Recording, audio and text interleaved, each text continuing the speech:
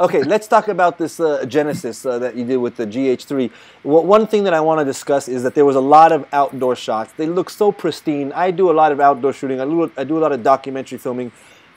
And I want to know how to get such, I don't even know what the proper word is. It just, everything looks so exposed well, on the money. The sky looks great. The subject matter, in this case, it was a car a lot of times. The Right. people, it just, everything looked so right on. So I want to know what is involved in doing that. Is it a monster setup? I mean, what are we talking? Is there HMIs out there, 20 of them pointing at, well, walk us through a little bit of some of the things that a person needs to go through to get, exteriors to look pristine. Well, that's a loaded question. the key to good exterior photography is good planning. Go on, I'm all ears. And I believe, I think the biggest unit that we used, we never lit a light outside, but we might have had like one bounce for Phil, but I can't even really remember if we did that because it was very windy out there, and so you can't really use big bounces because you fly away on them, But one of the problems that we had on that whole shoot, and that goes kind of back to our color timing thing again, is that the HDMI out of the camera was not enabled on the beta version of the camera that we had. So it wasn't a production version, and it wasn't fully enabled. So I had to do that entire shoot with everybody that needed to look at the image had to look at this little tiny flip out screen, So hey, that's all the more reason why to tell people no excuses. Look at that. I mean, this is great. This is great. Yeah. So now, why I say good planning is because you can't control the sun. You can only control the time of day that you shoot something. And so you got to, when the light's really ugly at noon, you want to make sure you're inside that motel room, shooting the interiors of the motel and rigging your fan and doing all that kind of work, or maybe a car interior. You do all those at high noon, and you use the other two ends of the day, and progressively, the more beautiful you want something to look, the later light you shoot it in. And you're going to shoot a shot going down this road, so you don't want it at sunrise because that's going to be front light. You want to So basically, I go to every location and I take pictures of where I want these shots to be, and I sum through them. And sometimes something that I think looks really beautiful, I get the picture back and I go, geez, that's uninteresting, and I kind of put that aside. And that surprised me. The camera loved this particular angle, So I don't even always know when I look at something. Oh, but then you say, okay, we're going to shoot this, this, and this, and then you get those and you arrange them into the time of day that you're going to be around there to shoot it, and the later the light gets, the better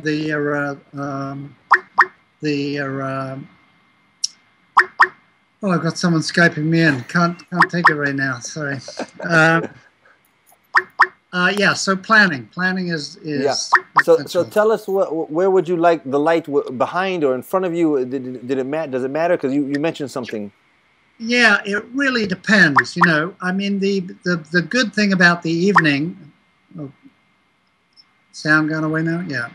The good thing about the evening is that the ratio between the sun and the shadow areas gets much, much tighter together. So in the middle of the day, the shadow is like really, really black, and the light is really, really hot. And the later that you go, yeah, the closer that contrast comes together.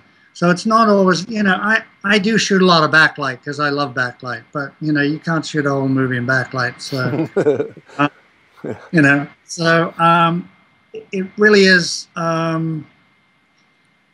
It's taking a look at a picture and saying, well, I think at 4 o'clock this is going to, and obviously if you're doing a car commercial or something, you'll actually go there at 4 o'clock and you put a car out there and you take a look at it, and say, oh, that looks really good now, Well, what time is it? 4:15. You know, Yeah. you get the GPS or where the camera is, and Yeah. you know, Yeah.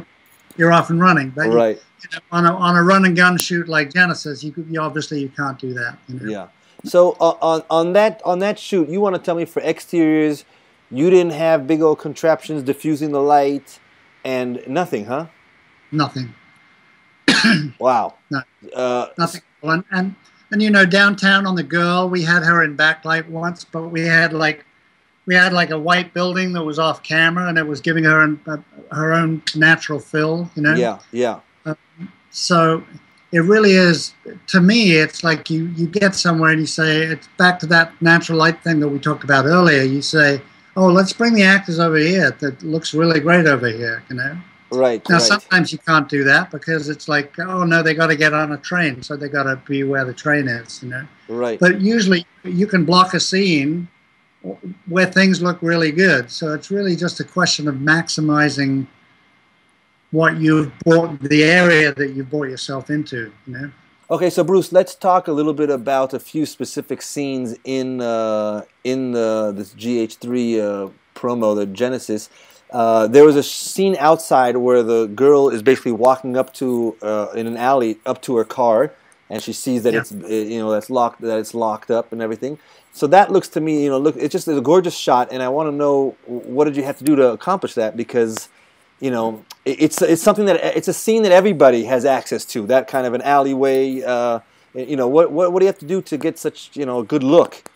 Well, it was, once again, it was good planning. There were no lights involved. Okay. I think I actually saw that alley in the morning, and I looked at it and said, well, this is a really great alley. It's got graffiti all over it, and it's got trash cans, and it actually had its own homeless people in it, but we actually used our own. I wanted to do a dolly shot there that kind of revealed the Denver boot that's on the wheel of the car when she gets a ticket. This is her whole life falling to pieces. But so there happened to be on the side of the alley that you don't see off to the right of the frame. There is a white wall, and there's fairly late light, which nice warm light hitting that white wall, and the whole scene is illuminated from that. Wow. So we could have gone further down the alley, and I wouldn't have had that. So I kind of I backed the car up, and I said this area is going to look great for the next 25 minutes. Wow. And did you know that before that day? In other words, yeah. So you knew that you knew that alley, and you knew that at a certain hour, light is going to come up and we'll be good. Right. I knew that it was going to be in shadow. I didn't know I was going to get quite as lucky with the orange light on the white wall. Uh-huh. So that was that's the movie god smiling on me. Yeah. And that happens all the time. And my philosophy to filmmaking is that you plan down to the nth degree, and there's no substitute for good planning. But then when you're there, you have to take advantage of what the gods bring you. And in that case, it was like, let's not do it down there. Let's bring it back a little bit, and this light's really beautiful, and let's use it. So it's trying to think on your feet a little bit, and So making your own good luck. As I scrolled through the movie before deciding what we would talk about, it hit me that a lot of them. It's clear that you did almost all the exteriors, like you said, on the ends of the days. Yes. Almost all of them. They all have this glow, and then all of a sudden everything, it all adds up in my head now. If you if you don't schedule that way, and very often you can't. You have to shoot exterior all day. But you can shoot close-ups, and you can bring overhead scrims in, and they're not available to every filmmaker, but it's very inexpensive equipment to get a 6x6 silk. And you can silk the top light, and everybody can afford a white bounce card. So you know, there are ways of using the day that you miss that really ugly light at the in the middle of the day, you know, Right. and you just try and push stuff later and later. And obviously, you have to get the movie made, so not every shot can be in the good light, you know. Uh-huh. Yeah, yeah, yeah, But yeah, yeah. you try and do your wide beauty shots, you know, you try and do those in that light, you know. Right. And then close-ups you can control a little bit more easily. So close-ups can be done. Well, you can, you know, you can't really do a close-up before you've done the master of the scene because you don't really know what the actors are going to do yet. So that doesn't really work. But Yeah. you kind of get the drift, you know. Okay, yeah. So that you know, I think I got a lot of that out of that last shot that you just explained. That tells me a whole lot. Planning, seeing where you are, the way you just decided at the last minute, let's back up and get the light bouncing off the white wall. That's amazing. There's another shot here that I know you were discussing that you really liked. I know I loved it as well. The opening shot, basically, one of the opening shots with the from up top above by the fan. Right. Yeah. Please, to give us everything. So, yeah. So you know, I wanted that shot to have a really good look to it. So we were actually going to shoot that downtown LA because that day was going to be so full up of exterior driving stuff that we didn't think we'd have a chance to do it. But when we found that location, the exterior location of that motel, they had a motel room there in it. And there was a scheduling thing with actors, you know, in other words, in order to do that scene, we were going to have to bring the actor, and he was, you know, I forget what it was, but there was a complication. Yeah. But you know, I kind of insisted. I said we're crazy if we don't do it there because we can see the car outside the window. We can tie it in, and you know, so basically we got. I had the prop guy bring a fan. So it's on a little electric motor, and obviously fans move much too quickly normally, so you have to control that yourself. And we rigged that up on a C-stand up into the shot, and then luckily the GH3 is such a small camera that you can virtually stick it on the ceiling to get that shot. Yeah. And then the way that shot is lit is by taking light away. Okay. It's all done with negative fill. So there was a window on the right side of the room. I completely blacked that whole side of the room. And then there was still bounce light coming in from the wall that was behind us, behind the camera. And I still wasn't getting that really nice contrasty look. So we blacked that as well. So basically all the light from that scene is coming through from that window on the left-hand side. So wait a minute. Yeah. There's actually another window. There's a window that clearly we can see in the shot where the light is coming in. You're saying there's another window opposite of that was bringing in light, but you blocked that off. Completely blocked it off, and that's what gives the shot that really nice contrast. You know, because without it, it just looked flat and really kind of uninteresting. You know. Right. Oh, unbelievable. So basically, you just if this was a room without any windows at all, completely black, what you did is you just simply, you know, used that one window as a key, and then everything else falls off nicely to the, you know, to the right of the frame. Did I understand that right? Exactly. And you know, also that window faced north, yeah. So there wasn't like a direct sunbeam coming through there. Ah, interesting. Which would have been, for a digital camera, would have been too hot. Uh-huh. And it also had like a neck curtain on there that acted like a scrim, so it became like a soft light. So the light really kind of wrapped really nicely and softly into the room. Right. And of course, snooted soft light because it's like it's coming in from the outside, you know. So naturally from the window. Soft light. That's going to be my new mantra. Snooted soft light. That's going to be my new mantra. I'm going to be pushing for that all the time. You know, right. I want you to tell us a few more things. Obviously, you were okay with that window being blown out, and also the composition.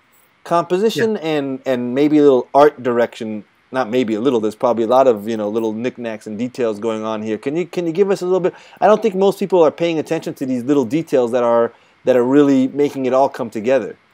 Right. You know, composition is. I once taught a class on composition, and I realized, gosh, there's nothing really here I can teach. You know, it's like there's nothing. You can talk about the rule of thirds, and you divide the screen up into 3 sections, and you kind of make objects look at but it's like it's kind of instinctual.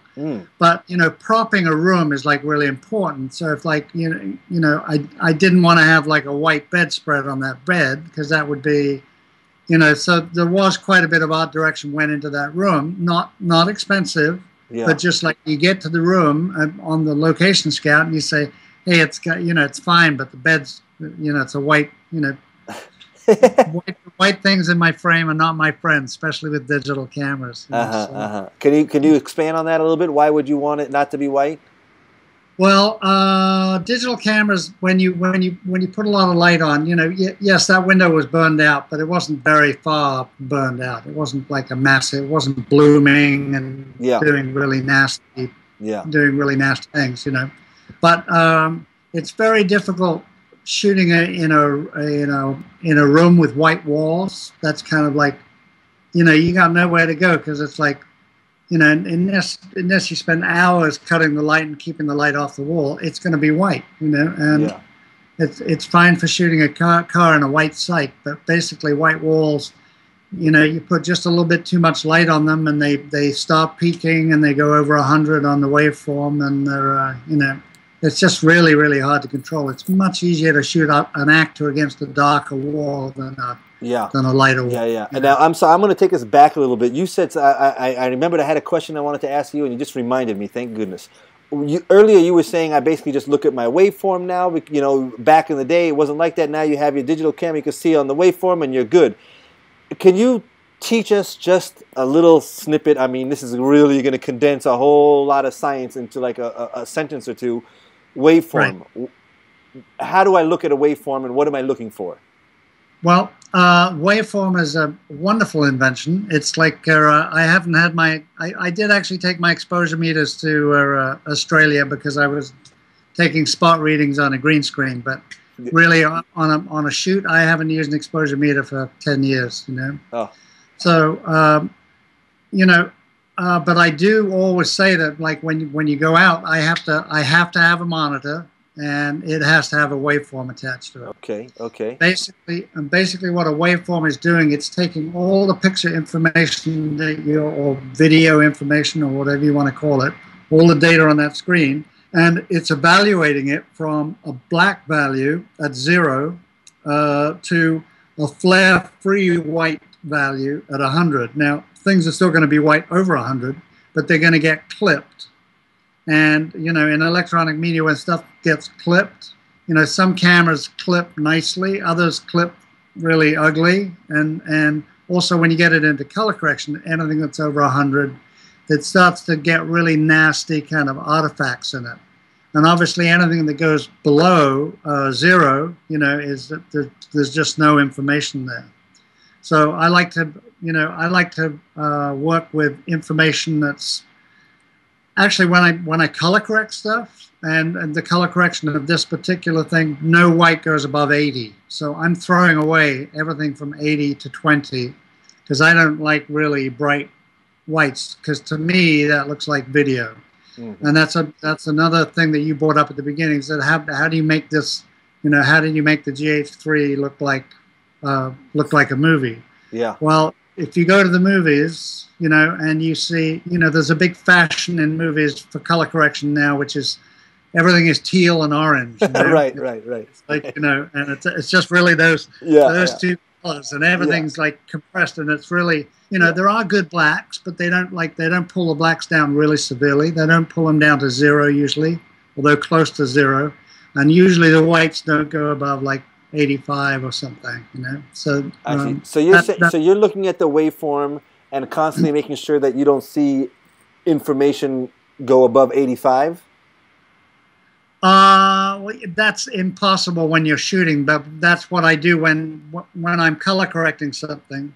I bring all the whites, even if they're above 100, I bring them down to around 85. Or so I guess what I want to know is more when you're shooting, what do you do? Because what you were saying is that you don't want to shoot without the waveform. So what, right? So what are you looking for in the waveform? Yeah. So what you're trying to do is you're trying to like make sure that everything that you want to see is like below 100. Okay. And above 0. Got it. Just keep it in there in the Keep it in that window, and if you change your f-stop, You know, you'll your f-stop ring, you'll see the whole image slide up and slide down. Right. You know? You want to get it right in the middle. And one of the things about video, which is opposite to film, is that when things are white, you know, or they're close to white, there's no information left. You know, there's nothing there. So you want to, if anything, on electronic image, you want to be, you know, you want to try and preserve those whites. Now, if you're trying to see into a dark area, you can't do that. You know, you have to let the whites go. Yeah. Because the majority of your picture is this dark area, you know. Yeah. But and then the object of lighting is also to bring that image into that range from 0 to 100, you know. Yeah. And the waveform is a foolproof way of getting to that, because I have people that, you know, they put a hood onto like the back of a little 5-inch monitor or something on the camera, and they've got it outside and their eyes are adjusted to like this blinding light, and they're trying to see like what the correct exposure is. Yeah. And you know, that's very hard to do unless you're actually looking at a waveform that tells you literally where the data is going and what it's looking like. What you're saying is it doesn't lie, is what you're saying. Exactly. And your eyes do lie, because you can suddenly go into a dark room, or you know, I've been shooting like in a dark interior, and you've been in the dark interior for a long time, and you're looking at the monitor and you say, wow, that looks plenty bright, you know. Yeah. But it's because, you know, everything around you has been dark, and the monitor's looking really good. But if you put the waveform on, you'll see that, you know, gosh, everything's below 40. Wow, I don't really have a signal here, you know. So your eyes will lie to you, but the waveform won't. Will the histogram? I'll tell you why I'm asking, because one of the reasons why I bought my 5D is because it has the Magic Lantern firmware on it, you know, and I don't think the Panasonic, it doesn't have it for Panasonics. But to make a long story short, it has all these wonderful things on, you know, that you can have a histogram and waveforms and all that on your screen. So that's amazing to have that in that kind of a package. Now, well, would you consider using histogram for the same purpose, or it doesn't? Absolutely. Either or, you're saying?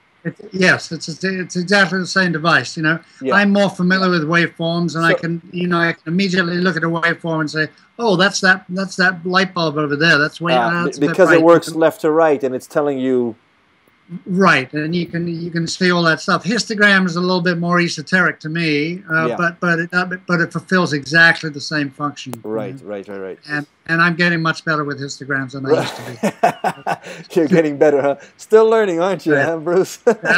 Every day you go on the set, I learn something every day. Okay, that's awesome. Let's go through a couple more shots, and then we'll get into a little bit of your expertise, visual effects, and how that relates to cinematography. We'll talk about your lighting course a little bit, and maybe you'll give us some tips on color correcting, because I think that's where people, you know, that's where it's at. You know, once you've shot something well, if you know what you're doing behind that color correction bay, oh my goodness, you know. That's where the look comes together. Yeah. Okay, so let's another shot here was. Let's talk about that whole outdoor scene where our main character gets pulled over by the cops. I understand you were telling me that that's stunningly, surprisingly to most people, done without lights. Yes, it was. This was kind of an amazing thing. We hired a little generator, and we ordered some lights, and we had some lights available to us.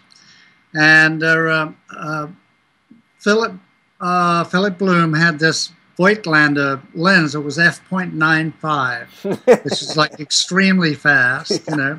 And I think it was like a 25 millimeter.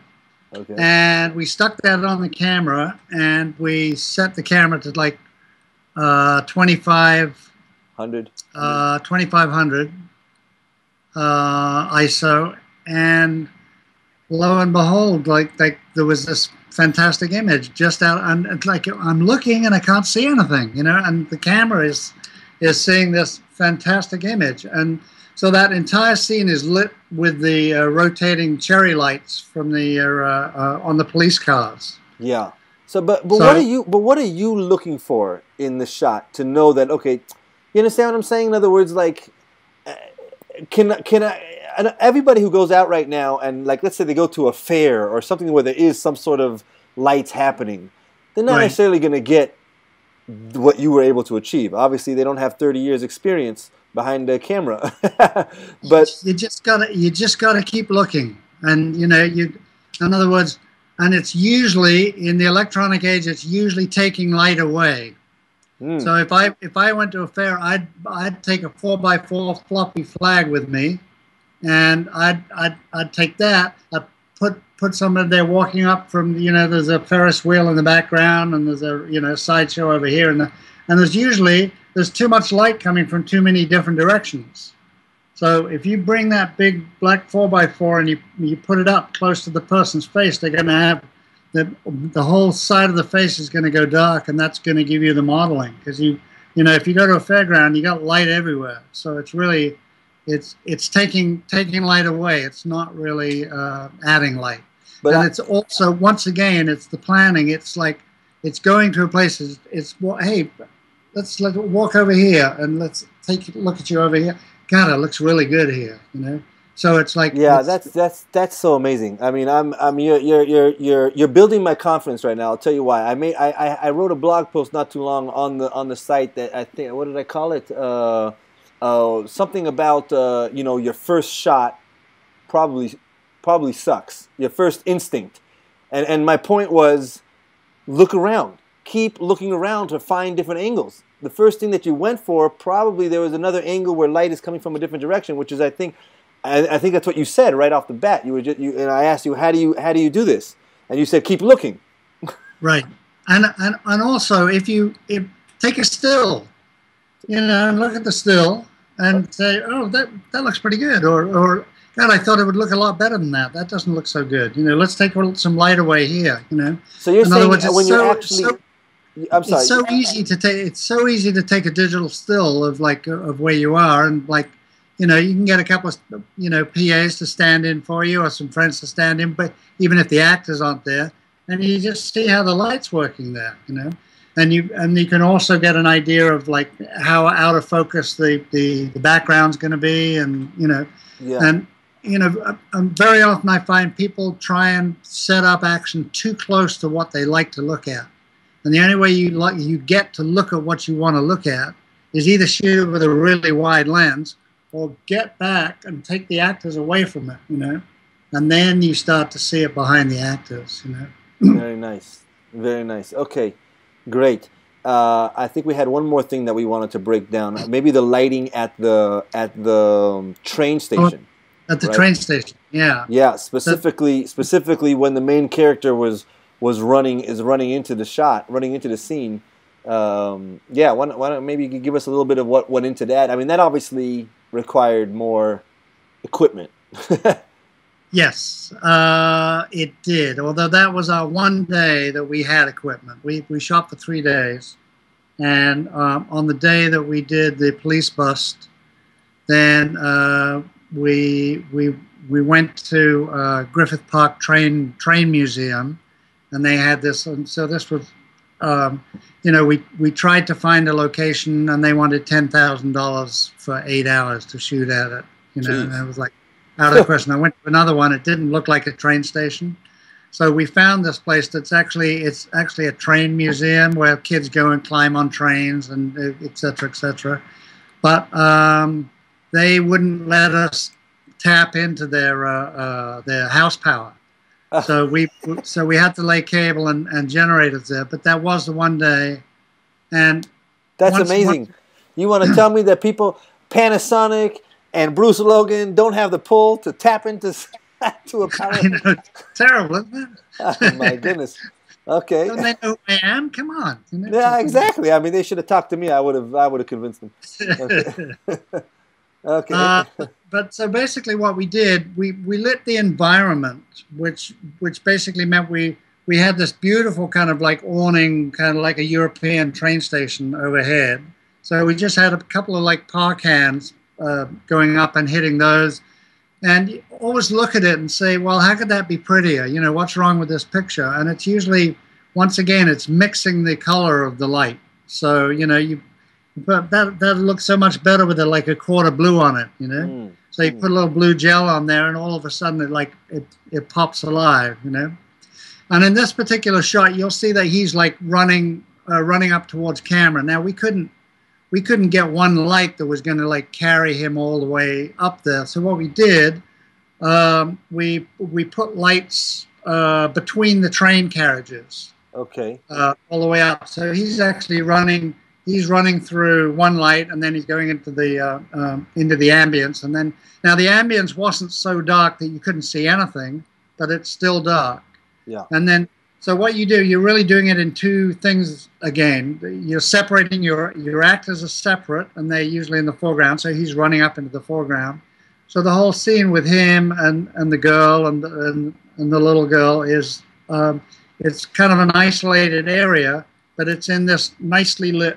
So you're lighting your ambience or your background, and then you light your foreground, and you light your people separately, and you use much softer light to light the people than you do to get the background to show up. You start with the background because that's more. It's less controllable, so you get that out of the way. Exactly, and it's a bigger job usually because you're stringing cable, and you want to get a light over there. And right. that's the one day that I had a gaffer with me. And he only showed up at that one location. But I'm so good. So right. And then and just out of curiosity, what did you use to get the soft light on the actors? I mean, were you using Kinos or? No, I think we used incandescent light. And we did it through frames of tracing paper and 216 diffusion. Yeah. So it was with diffusion frames. But I think, if I'm not mistaken, I think they were battery operated lights, Mm-hmm. And, it was the one scene that with that camera, we ran into a problem with the, that camera shoots several different codecs. It'll shoot MOV files. Yeah. But it'll also do AVC HD. Yeah. And we couldn't. And Panasonic had wanted us to use the MOV files because that's what they were. It was that data rate that they were. But we got there, and Philip he did a couple of test shots, and he put them on the computer and looked at them real fast, and they were really noisy. So we tried the AVC HD codec, and the camera behaved a lot better. I mean, it was a low light level thing, but it wasn't nearly as low light level as the police scene that we'd shot previously. Sure. But that was an action scene, and it wasn't like a beauty scene. And I have to say that normally I would do a lot more work with flags and control the light, which I couldn't really do. Mm-hmm. So I did quite a bit of work in the final color correction of getting the focus to be on the actors. So because some of the train carriages off to the side of the frame they were too bright, but by bringing windows down into them in Resolve, I was able to keep do my own snooted soft light on the actors. The snooted soft light. Right. Yeah. Okay. So okay. That's another big takeaway here. I think people need to know is that not everything you can do the day of. In production, sometimes you have to rely on post. I mean, you obviously don't want to if you can do it on the day, right? Well, I knew I'd be looking after my own footage, so that's a big thing. Now, that there is a difference. Is that if you know that you're going to be color correcting your own work, you're actually able to you're able to let things go that you normally wouldn't let go. Yeah. Because you're not sure that a colorist is going to come in and put a nice soft gradation on this thing. But if you know you're going to do it, you'll be there to do it. So so it does make things quite a bit quicker as a cinematographer if I know I'm going to color it. Yeah. Because I don't have to take the time to tweak that last flag to get the get that light off the wall that's behind the actor. That's kind of Yeah. So.